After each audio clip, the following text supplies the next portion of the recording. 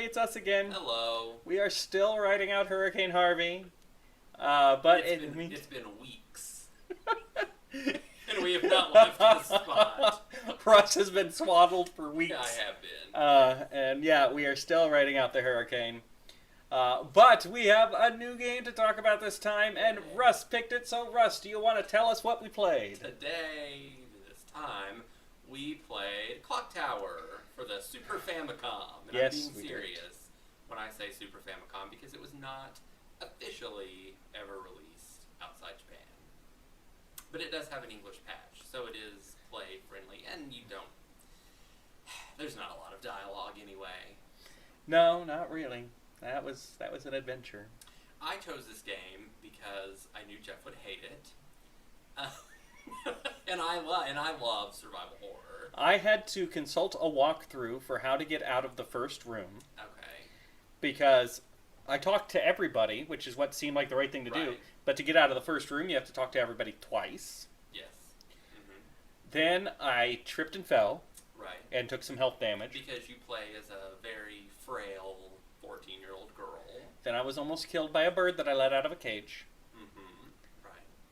And then a short person with a gigantic pair of scissors leapt out of a bathtub and chased me. Yeah, exactly. Which is the game in a nutshell. Survival horror. That was the entire game right there.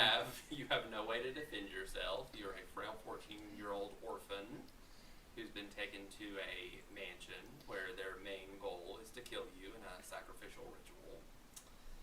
And all your friends. And all your friends, and you have to escape. And one of the things that I like about this game is that you can choose to just abandon your friends. And why wouldn't you? You can immediately run to the garage, grab the keys to a car, and then just blast your way right out the garage door. Why didn't I do that? Yeah, so... That's probably not the good ending. It's not the good ending. It doesn't end well for Jessica. Jessica, that's her name. It's your game, man. I've forgotten her name. I'm pretty sure it's Jessica Simpson. No, it's not Jessica Simpson. No, that's a different person. Maybe it is Jessica. So it's Daisy Duke, Alyssa, Amanda, the main chick. This is starting to sound really bad, and I don't remember her name. It's been a little while since we actually played it. I have forgotten her name as well. So there are multiple endings. There's also multiple ways to encounter the Scissor Man, which is the main antagonist, really. He's the one that's chasing you constantly. He can pop up in virtually any room. There's a couple of ways you can meet him first. I met him in the bathroom where I opened up the shower curtain, and instead of Dead Cousin Ted, like I was hoping for Maniac Mansion, I got a friend of mine all cut up, and then from the water emerged a pair of scissors, and then the very short person that was holding them. Right. And then he chased me everywhere. Jennifer Simpson. Okay. I've been thinking about it the whole time. I'm glad somebody was thinking. Jennifer. Anyway. Also, one of the neat things about this game is when you replay it, apparently that doesn't really help you knowing where everything is because the rooms move. Right. Yes. All the rooms in the mansion move around every time you play the game. Most of the rooms can move around. That's true. Your friends can die in different ways. You can find them dead in different rooms. There are some of them that can also actually survive. So every action that you take in the game has an unforeseen consequence as you continue moving forward. So we talked about a couple times how these are not my style of games, because this is very... Playing it felt like playing Maniac Mansion, but without any of the humor and gentle comedy to it. It was just very anxious. Yeah. That's the thing. I don't like playing horror games because I know the game is going to try to scare me. I know at any point anything could happen, so I'm waiting for it. I'm tense. And I don't play video games to get tense. I play video games to relax and enjoy a good story. And this one has a decent story. It's just, I don't play video games to be stressed out, man. I get it. So you're extremely excited that we'll be playing Clock Tower 2 at some point. You can play Clock Tower 2.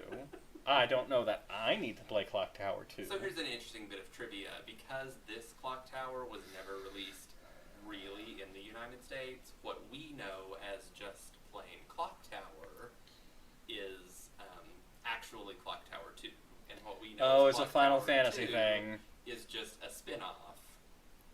So that's a little bit of it. Because all of the other Clock Tower games have been officially released for the PlayStation and PlayStation 2 in the United States.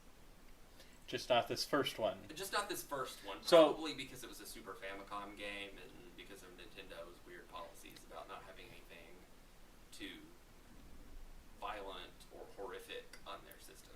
So if you want to play it, you got to track down the ROM like I did, the English patched ROM. I don't recommend it. I'm kidding. If you're into survival horror, it's a fine experience.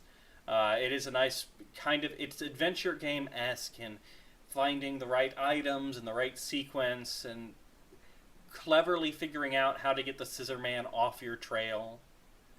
Because all you can do is run and hide. Yeah, it took me a while to figure out that he was still coming after me. Because I'd get a couple rooms away and I was like, okay, that's done. And then he'd show up again and again and again. You actually have to find a way to use the environment to get him off your tail until you run into him again. Yep. So if you do like survival horror, I would recommend checking this game out. Like I said, there are 2 sequels for the PlayStation 1. There's a sequel, Clock Tower 3, for the PlayStation 2. And there is also a game that I believe is just available on Steam. It's called Night Cry, and it's not actually related to the Clock Tower series, but it is made by the same dude that made Clock Tower. So it's like a spiritual sequel to that. So if you like the game, you got a lot of options. Next time, I have selected something a little more upbeat, a little more light and fun. To prepare us for Clock Tower 2.